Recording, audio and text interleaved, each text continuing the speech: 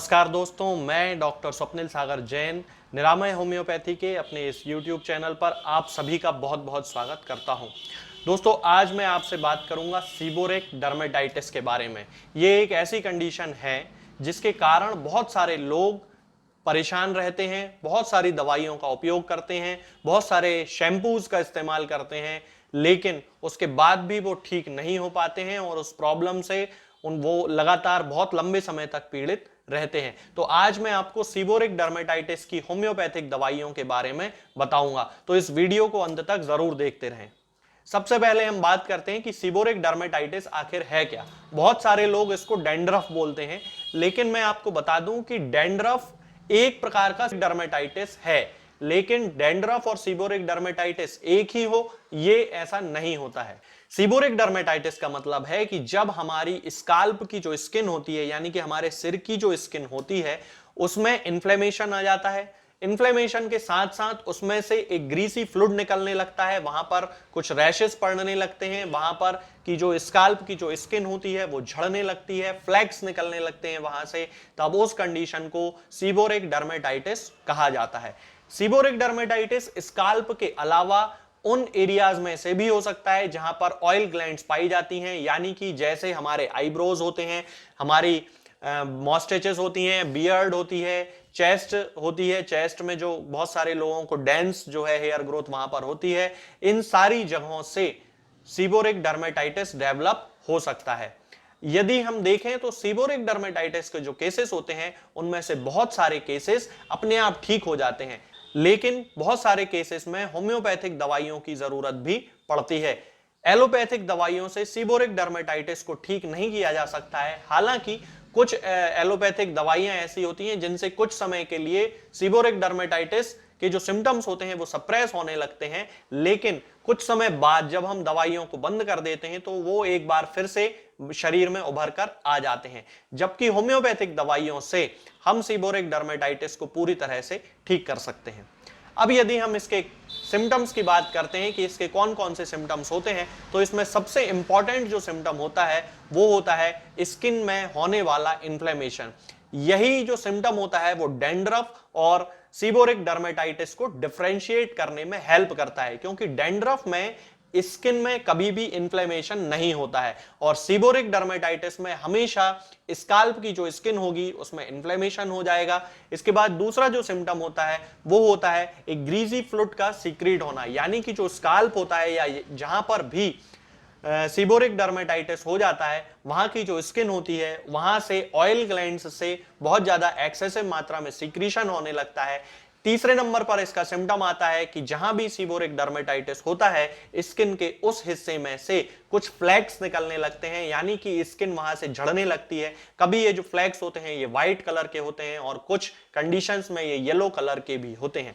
इसके अलावा अगला सिम्टम होता है जहां भी सीबोरिक डर्मेटाइटिस होता है, यानी कि आईब्रोज में या मॉस्टेचेस पर या बियर्ड में या चेस्ट में या स्काल्प में, वहां पर बहुत ज्यादा इचिंग पेशेंट को होती है, बहुत ज्यादा रेडनेस डेवलप हो जाती है। कभी कभी सिवियर केसेस में नोज के इन हिस्सों में, यानी कि जो कॉर्नर्स होते हैं नोज के, यहां पर बहुत ज्यादा रेडनेस आ जाती है। ये पूरा हिस्सा रेड और इन्फ्लेम्ड हो जाता है। सामान्यतः यही जो सिम्टम्स होते हैं वो सीबोरिक डर्मेटाइटिस के होते हैं। यदि हम सीबोरिक डर्मेटाइटिस के कारणों की बात करें तो इसमें सबसे जो प्रमुख कारण होता है वो होती है एक फंगस जिसे मैलेसीजिया कहा जाता है। मैलेसीजिया के इन्फेक्शन के कारण ही ज्यादातर जो सीबोरिक डर्मेटाइटिस के केसेस होते हैं वो डेवलप होते हैं। इसके अलावा एक और कारण भी होता है, वो होता है किसी भी पेशेंट में उसका इम्यून रिस्पॉन्स जो होता है वो कम हो जाता है, यानी कि उसमें इम्यून रिस्पॉन्स करने की जो क्षमता होती है वो कम हो जाती है। इसके कारण भी कई सारे पेशेंट्स में सीबोरिक डर्मेटाइटिस देखने को मिलता है। अब हम बात करते हैं कि आखिर हम सीबोरिक डर्मेटाइटिस को किन होम्योपैथिक दवाइयों से ठीक कर सकते हैं। तो इसके लिए होम्योपैथी में सिम्टम्स से मैच करने वाली मेडिसिन बहुत सारी आती हैं। तो जैसे उनमें थूजा है, नेट्रम म्यूरियाटिकम है, इसके साथ साथ काली सल्फ है, मेडोराइनम है, मेजेरियम है, बहुत सारी ऐसी मेडिसिन आती हैं, ग्रेफाइटिस भी है। तो इन मेडिसिन का उपयोग करके हम पेशेंट्स को पूरी तरह से ठीक कर सकते हैं। यानी कि हमें इन मेडिसिन में से जिस मेडिसिन के साथ पेशेंट के सिम्टम मैच होते हैं उन मेडिसिन का यूज करना चाहिए। अब मैं आपको बताता हूं एक ऐसे कॉम्बिनेशन के बारे में जिसका उपयोग हम सामान्यतः सभी तरह के सीबोरिक डर्मेटाइटिस के पेशेंट्स में कर सकते हैं और उसके हमें बहुत अच्छे रिजल्ट मिलते हैं। लेकिन उस कॉम्बिनेशन को बताने के पहले मैं आपको बताना चाहूंगा कि हमें सीबोरिक डर्मेटाइटिस को ठीक करने के लिए ना केवल दवाइयों की जरूरत पड़ती है बल्कि उसके साथ साथ हमें स्काल्प की और जहां भी सीबोरिक डर्मेटाइटिस हो रहा है उस हिस्से की बहुत साफ सफाई रखने की भी जरूरत होती है। तो इसके लिए मैं सजेस्ट करूंगा कि जो होम्योपैथी में एंटी डेंड्रफ शैम्पू आते हैं, जैसे बीजेन का आता है, ओमियो एंटी डेंड्रफ शैम्पू आता है, एसबीएल में मोंटाना और इसके अलावा भी बहुत सारे एंटी डेंड्रफ शैम्पू आते हैं। तो आप इस तरह के एंटी डेंड्रफ शैम्पू का इस्तेमाल करें, किसी भी एलोपैथिक शैम्पू का यूज ना करें, क्योंकि एलोपैथिक शैम्पू का यूज करने से हो सकता है कि आपके जो सिम्टम्स हों उनमें शैम्पू में मिले हुए विभिन्न प्रकार के केमिकल्स के कारण आपके सिम्टम्स एग्रावेट भी हो सकते हैं, यानी कि आपकी तकलीफ को बढ़ा भी सकते हैं। अब मैं आपको बताता हूं उस कॉम्बिनेशन के बारे में। इसमें सबसे इंपॉर्टेंट जो मेडिसिन है दोस्तों वो है मेजेरियम।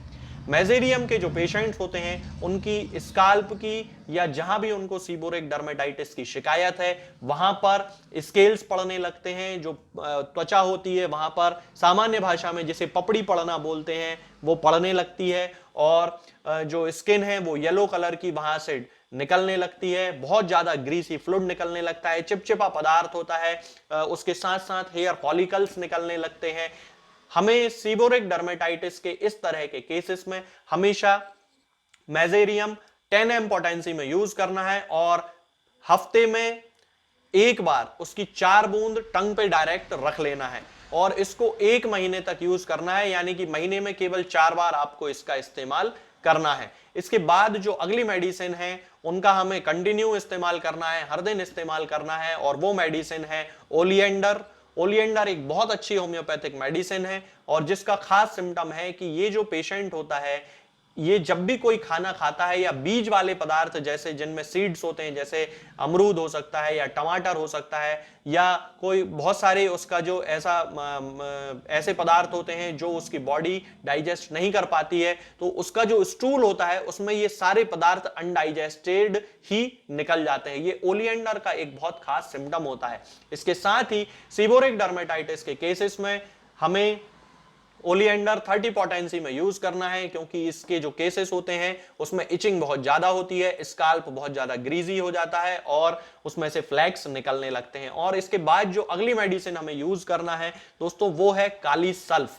काली सल्फ हमें 30 पोटेंसी में ही यूज करना है और इसकी 2-2 बूंद दिन में 4 बार सुबह दोपहर शाम रात डायरेक्ट टंग पे भी रख सकते हैं और 1 चम्मच पानी में मिलाकर भी पी सकते हैं। इसी प्रकार ओलिएंडर 30 को भी 2-2 बूंद दिन में 4 बार हमें लेना है, डायरेक्ट टंग पे भी रख सकते हैं या फिर 1 चम्मच या 2 चम्मच पानी में मिलाकर भी इसका यूज कर सकते हैं। तो इन तीनों मेडिसिन का हमें यूज करना है, यानी कि मेजेरियम का हमें वीकली यूज करना है, ओलिएंडर और काली सल्फ को हमें हर दिन लेना है, दिन में 4 बार, और 1 महीने तक शुरुआती अवस्था में हमें इसके सिम्टम्स में जो भी चेंज आते हैं वो देखना है और 1 महीने बाद हमें इन मेडिसिन की पोटेंसीज को चेंज भी करना पड़ सकता है या फिर हो सकता है कि हमें चेंज करने की जरूरत ना पड़े। तो दोस्तों आज के लिए फिलहाल इतना ही। सीबोरिक डर्मेटाइटिस के केस में आप इन दवाइयों का इस्तेमाल जरूर करें। आगे के वीडियोस में हम बात करेंगे कुछ और नई बीमारियों और उनकी होम्योपैथिक दवाओं के बारे में। तब तक के लिए जय हिंद,